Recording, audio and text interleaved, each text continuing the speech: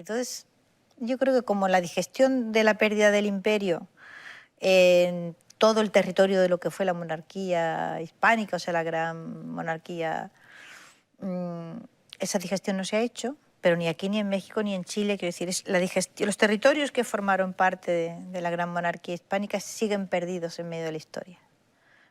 Después de 2 siglos no han podido superar el desconcierto que provocó aquella fragmentación política tan violenta, tan catastróficamente mala en lo económico, en lo social, dejando problemas que siguen estando vivos a día de hoy, ¿no? Claro, porque... Pero un hito fundamental en esto es la aparición del arquetipo del malvado inquisidor. Y eso se debe al genio de Schiller en el siglo XVIII. En el Don Carlos de Schiller, que tuvo un éxito enorme en el teatro europeo, que era en aquel momento un mecanismo de creación de opinión pública, como la televisión ahora, infinitamente más importante, aparece ese personaje del malvado inquisidor. Y entonces sentía una admiración infinita por los romanos y sus acueductos, por los romanos y sus ciudades siempre con buenas fuentes. Y me decía, tú no dejes nunca que nadie hable mal de los romanos, porque donde llegaba Roma, llegaba el agua potable. Donde llegaba Roma, llegaban los acueductos que permitían el regadío y mejoraba la alimentación. Y la gente bebía agua de mejor calidad y no enfermaba. Y aparte tenía más alimento porque había irrigación. Y aparte había agua para lavarse y estaban más limpios. Así que Roma le ha dado tantos años de vida a la humanidad como no se pueden ni medir, ¿no? Las sociedades, cuando alcanzan determinados niveles de bienestar, de saciedad, le encuentran a la vida poco aliciente y se aburren estrepitosamente y se suicidan.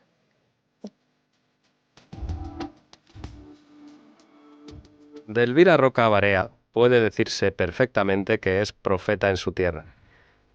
La profesora nacida en el Borge no solo es una de las intelectuales más reconocidas de nuestra provincia, también es de las de más éxito.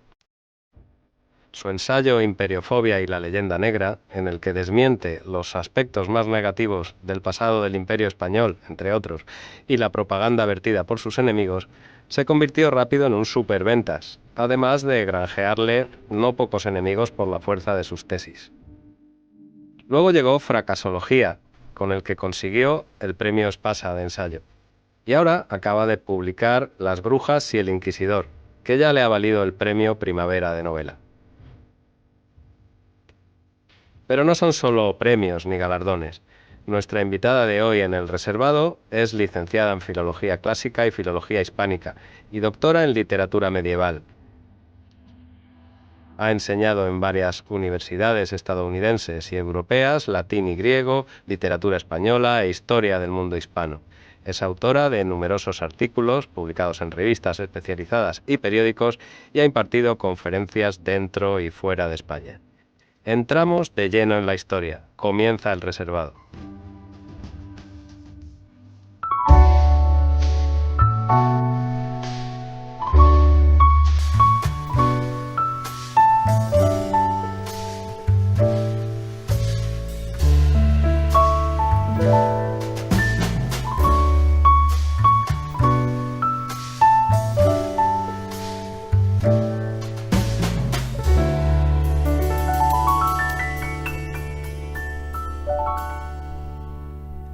Buenas noches, Elvira. Elvira Roca, es un verdadero placer tener aquí a una de las personalidades intelectuales más importantes de la Málaga de hoy. Pues el placer es todo mío. Estoy encantada de estar aquí en tu programa. De verdad que teníamos muchas ganas de tenerte por aquí. Sabemos que no es fácil porque estás de promoción con tu nueva novela. Pues sí, la verdad es que no se sabe qué es más difícil, si escribir la novela o hacerle la promoción, pero ahora mismo estoy casi al 100% en el empeño promocional. Y abrazada al éxito. No, yo me he abrazado poco al éxito, muy poco. Primero porque me ha llegado ya una edad en que está una ya muy solidificada. En un primer momento me extrañaba y me hace gracia, después ya me he dedicado a estudiarlo y he llegado a algunas conclusiones. No descarto que en algún momento escriba un pequeño ensayo, sobre el tema del éxito. Pues sería muy interesante. Y después ya, llegadas a esas conclusiones, no las encontré absolutamente favorables, digamos. No creo que es una herramienta peligrosa. Peligrosa, pero está ahí. Llámalo X, Elvira. Imperiofobia, ¿por qué edición vaya? 43, me parece. Fracasología, premio Espasa de ensayo, y ahora con tu nueva novela, premio Primavera. Algo tendrá el agua cuando la bendicen, ¿no? Sí, bueno, pero yo no me refería tanto a esto como a los efectos que tiene sobre una persona el hacerse famoso, ¿no? Que, o sea, Has recordado que eres mortal siempre. Totalmente, cada día y cada minuto, y además procuro que no afecte mantenerme en mi barrio, en mi vida y con mis amigos, sino he visto a mi alrededor, he tenido ocasión de conocer a gente a la que se le ha ido por completo la pinza, y entonces es grave eso de que se le vaya a uno la pinza. Quizá la clave del mantenimiento del éxito, y déjame que lo llame éxito, sea esa, el saber que hay un memento mori. Pues no lo sé, yo no sé si es el memento mori o es una pura casualidad, ¿sabes? A veces me da la sensación de que es una pura casualidad. ¿Sí? Es decir, yo tengo con el éxito una sensación como del que va por la calle y le cae una maceta en la cabeza y dice, pero bueno, ¿aquí qué ha pasado? Pues un poco esa sensación tiene uno, ¿no? Y claro, supongo que si te pasa muy joven, pues es posible que eso te afecte más, altere tu percepción de las cosas. Pero si te pasa ya una cierta edad, pues a los primeros meses de desconcierto, después uno va a coger, sabes que tienes que coger distancia, pero mucha distancia con respecto a aquello, ¿no? En cualquier caso tiene que ser bonito. En España siempre se ha dicho de que escribir es llorar. Se le atribuye a Larra, no sé si era suyo o no, pero que en tu caso sea diferente debe ser un motivo de mucha satisfacción. Bueno, yo es que estas frases, yo en escribir es llorar, España no sé qué, en fin, yo esta metafísica de España yo no la he entendido nunca. Has peleado mucho contra ella. Sí, sí, porque es que me parece una enfermedad. Es decir, me parece una enfermedad masturbatoria, si quieres. O sea, es una especie de ensimismamiento que ha producido disparates colosales y en los que los españoles se siguen emborrizando con gusto, ignoro por qué motivo. Quiero decir que esos mecanismos, esa alimentación de la excepcionalidad es realmente la alimentación de la autarquía, es decir, y la demostración palpable de la ignorancia, porque uno ve como excepcional en su propia casa lo que está ocurriendo en el mundo entero y te crees que solo te está pasando a ti. No, hombre, no, súbete a lo alto de la tapia del corral y asómate fuera y verás que el mundo no es muy diferente ahí fuera, ¿no?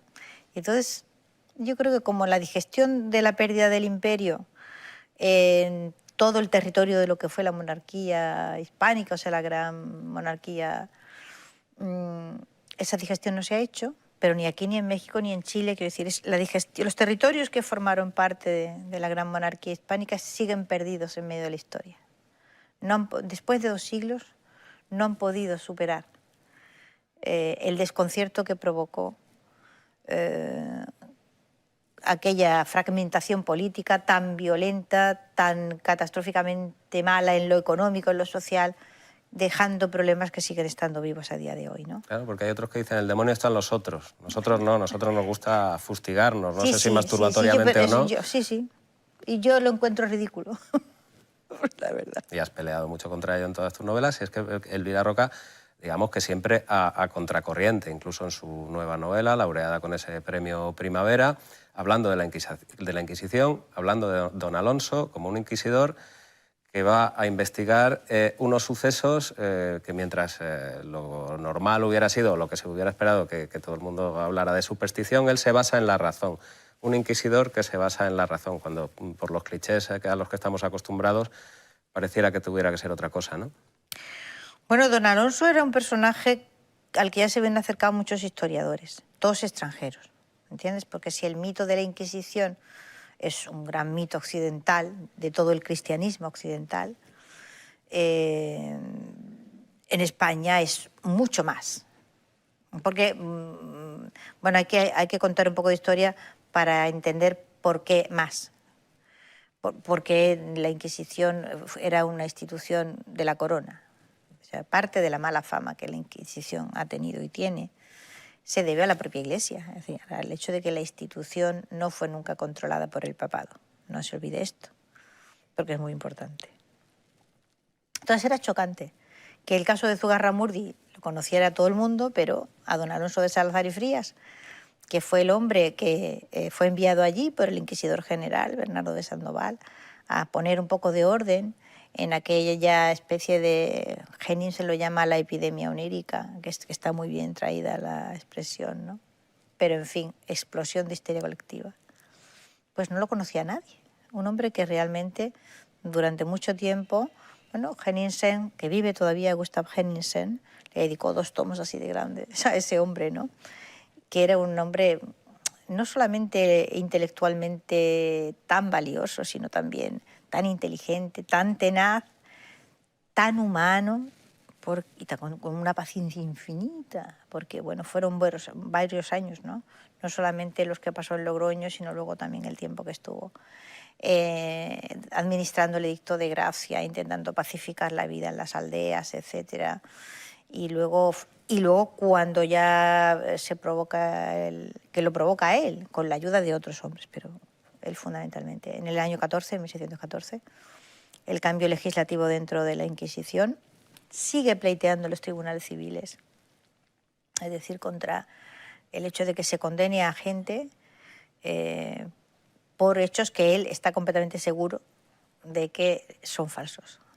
Y de hecho jamás consigue una prueba de que esos hechos sean verdad, ¿no? O sea... Pero, sin embargo, escribir así de un inquisidor parece que en España pudiera estar mal visto.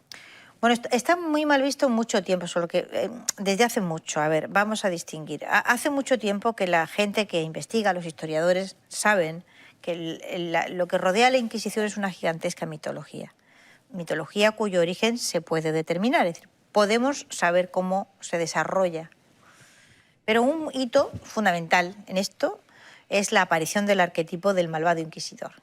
Y eso se debe al genio de Schiller en el siglo XVIII. En el Don Carlos de Schiller, que tuvo un éxito enorme en el teatro europeo, que era en aquel momento un mecanismo de creación de opinión pública, como la televisión ahora, infinitamente más importante, aparece ese personaje del malvado inquisidor, fanático, asesino, horrible. Y de ahí, o sea, un arquetipo literario es un personaje que se sale de la obra en la que nació, que se sale y ya puede colonizar otros territorios, como el Don Juan, por ejemplo, ¿no? Cualquiera puede escribir sobre el personaje de Don Juan. Ya no importa cómo nació el personaje de Don Juan, sino que ese personaje se ha convertido en un arquetipo universal. Pues ese malvado inquisidor, creado por Schiller, de ahí emigró a Verdi, y si no lo había visto en teatro, el que no lo viera, ya lo vio en ópera. Y de ahí pasó a Dostoyevsky, imagínate, o sea, ya ha colonizado la literatura occidental. Entonces, y la literatura se comió a la realidad, se la comió. Y ahora, Elvira, que la corona la tenemos como la tenemos, ella no nombra inquisidores y del Papa tampoco, bueno, seguimos. ¿Quién nombra a los inquisidores de hoy en día? Que creo que tenemos unos cuantos. Hoy los inquisidores aparecen como han aparecido siempre. Lo que ocurre es que yo quiero sacar a los inquisidores de ese terreno. Es decir, en este momento, la Inquisición española era el tribunal más, no solamente más garantista, sino más clemente y humano que había en Occidente. Entonces, hay que desprogramar el cerebro. La palabra inquisidor no tiene... ¿Vale? No debe tener como referente ese monstruo creado por Schiller. Los inquisidores pues eran como cualesquiera jueces, investigadores de su época, de su tiempo. Eran más clementes. Hoy no hay esa clemencia. Hombre, no sé exactamente a qué te refieres. No hay esa clemencia, ¿en qué sentido? Me refiero a un estado de opinión en el que cualquiera que no piensa de una determinada manera, pues rápidamente es lapidado. Bueno, a eso es a lo que se enfrenta Alonso de Salazar. Es decir, Alonso de Salazar se enfrenta a un estado de opinión pública absolutamente fanatizado por la superstición, en el que cualquiera que discrepaba, él mismo, corría un peligro. O sea, todos los que negaron la existencia de la brujería en Europa Occidental en aquel momento corrían un peligro. Y él tenía la ventaja de que pertenecía a una institución que le apoyó, con un hombre como don Bernardo de Sandoval, que en un momento determinado se puso de parte de la razón y de la prueba empírica. Es decir, que si usted dice que tiene unos ungüentos y que se los unta y vuela, pues usted me trae el ungüento y vamos a hacer la prueba y vamos a volar. Y si no me lo trae, pues yo no le voy a creer a usted. Digo esto porque es una cosa como muy evidente. Pero era el procedimiento de don Alonso, la prueba empírica. Bueno, imagínate que él no hubiera contado con el apoyo de esa institución. Pues hubiera sido una tragedia lo que hubiera ocurrido en Navarra. Hubiera sido una tragedia como la que ocurrió al otro lado de la frontera. Es decir, el caso de Zugarramurdi es la punta del iceberg de una serie de problemas que por eso la novela está construida como un puzzle, ¿no? Que tienen que ver con la Navarra española y la Navarra francesa, con la lucha por el control de ese territorio, que tiene que ver muchísimo con el rey de Francia, que es un navarro, el primer Borbón, que ha sido hugonote, que ha cambiado de religión para ser rey de Francia con una frase inmortal, París bien vale una misa, pero que siempre se llamó a sí mismo Enrique III de Navarra y nunca renunció a unificar todo el territorio e integrarlo en la corona de Francia, asunto que no estaban dispuestos los reyes de España a permitir, obviamente, ¿no? Entonces, el caso de Zugarramurdi es la repercusión de una gran caza de brujas que se desata al otro lado de la frontera y la desarrolla un juez que se llama Pierre Delancre, que, realmente la fama de Zugarramurdi se debe a este juez francés, porque luego le escribió un libro que se llamó Tableau de l'Inconstance, que está disponible para cualquiera que lo quiera consultar en el motor de búsqueda de la Biblioteca Nacional de Francia, en Gálica.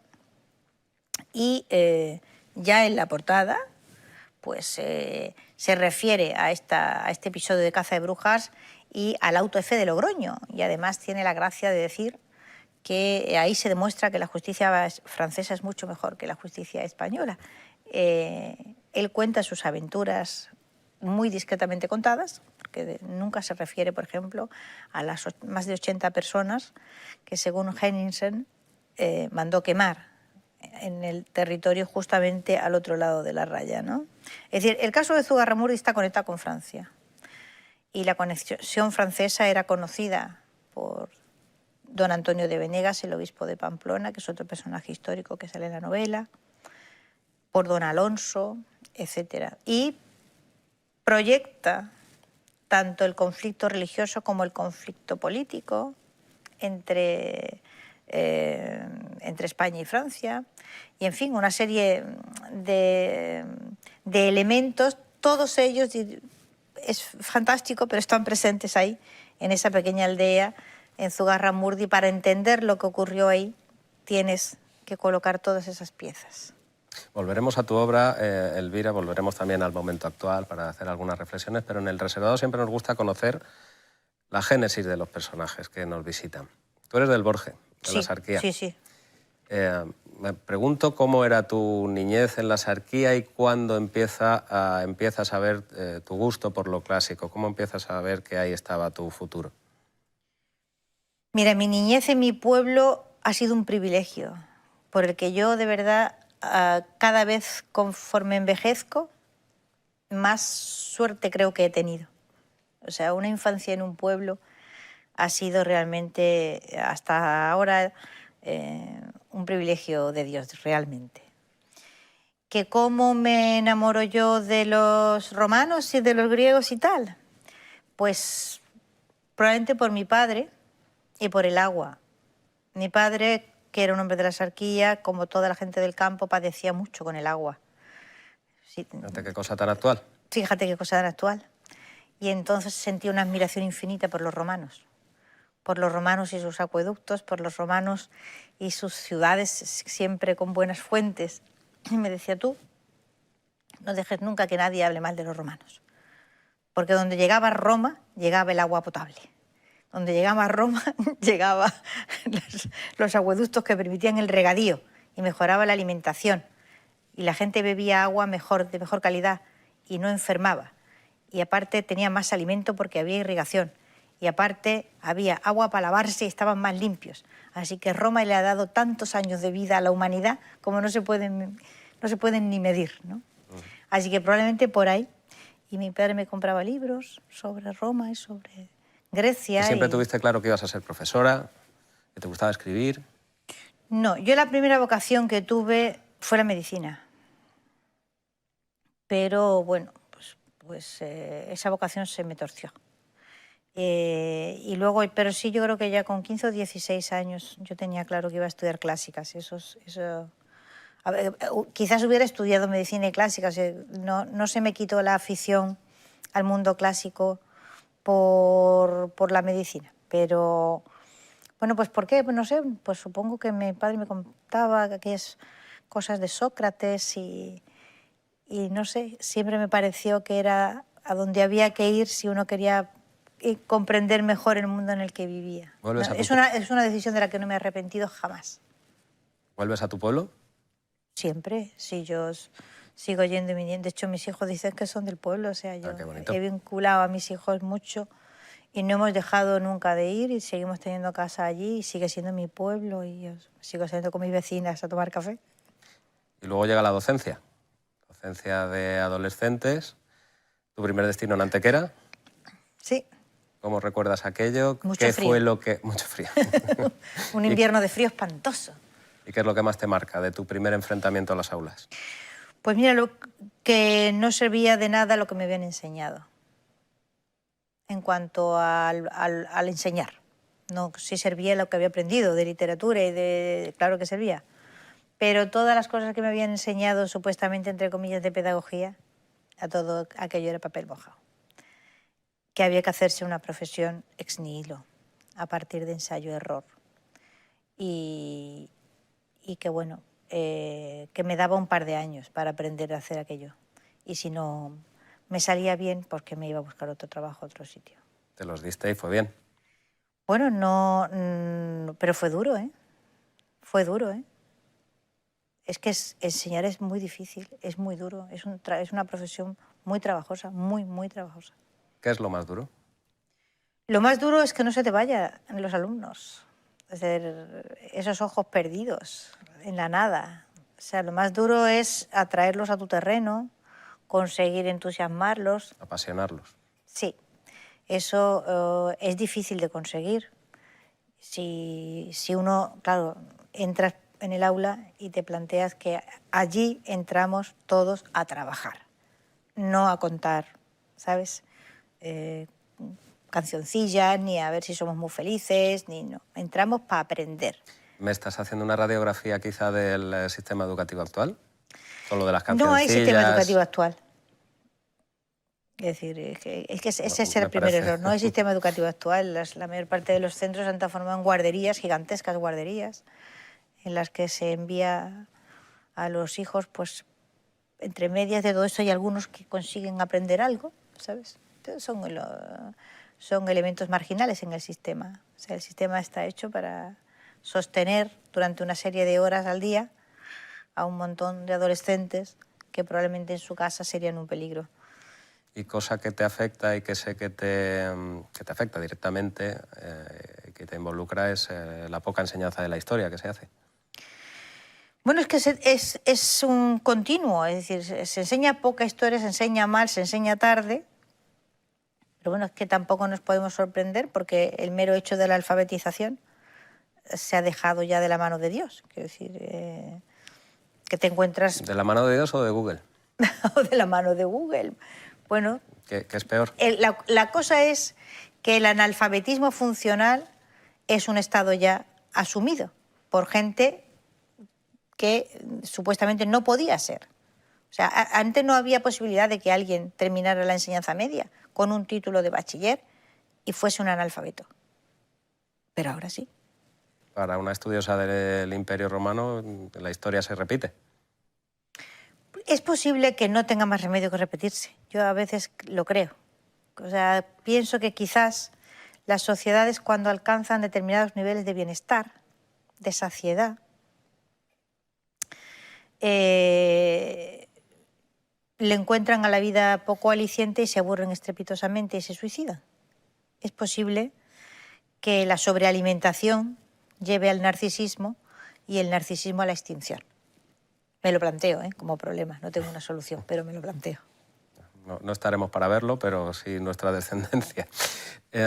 Volvemos a tu etapa de docente, que me maravilla. Como docente escribes Imperiofobia y La leyenda negra, y de repente se convierten en superventas. Primero, ¿cómo consigues compatibilizar tu labor en las aulas? No es el primer libro que yo escribo, ni el primer libro que publico.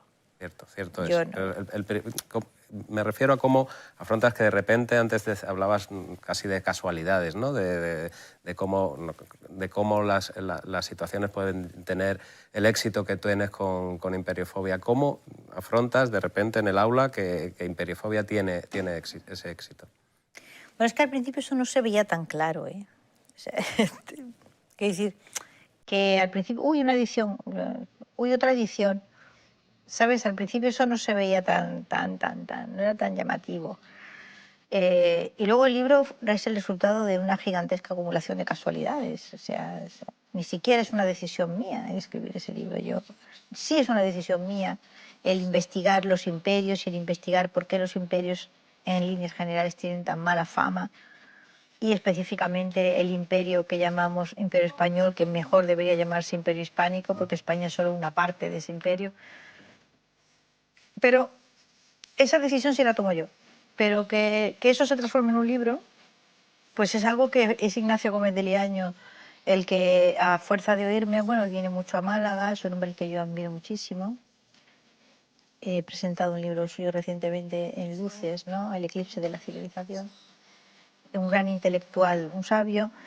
Y un día me llama, él es muy solemne, ¿no? Porque es casi un castellano, de Peñaranda de Bracamonte. Y mira, todas estas cosas que dices y de las que hablamos, y de esto que te llaman imperiofobia, vamos, escribe esto. Y yo tenía en aquel momento 2 niños pequeños. Y es que tú no sabes lo que me pides. O sea, yo trabajo todos los días en un instituto y crío 2 niños, y tú además me pides un libro que para desenvolverlo bien, o sea, para desarrollarlo en condiciones, muy difícilmente va a poder bajar de 500 páginas. ¿Y esto para quién? O sea, no, yo creo que es importante, me dice Ignacio. Y yo le contesté, lo recuerdo perfectamente. Mira, Ignacio, esto le interesa a 4 frikis, como tú y como yo. Esa era toda mi aspiración. Lo escribí casi porque yo he sido siempre muy devota de mis maestros y los he respetado mucho. De hecho, cuando presenté Imperiofobia me di la alegría de presentarlo con 2 profesoras mías, una a cada lado, Rosa Francia y Martina Martínez, que fueron profesoras mías, una en la universidad y otra en el instituto. Fue un momento para mí realmente muy grato, ¿no? Y casi lo escribí por eso, ¿no? Por respeto a Ignacio. Pues Elvira, tenemos que irnos despidiendo porque se nos acaba el tiempo, ¿no? Antes querría preguntarte por qué has elegido esta canción.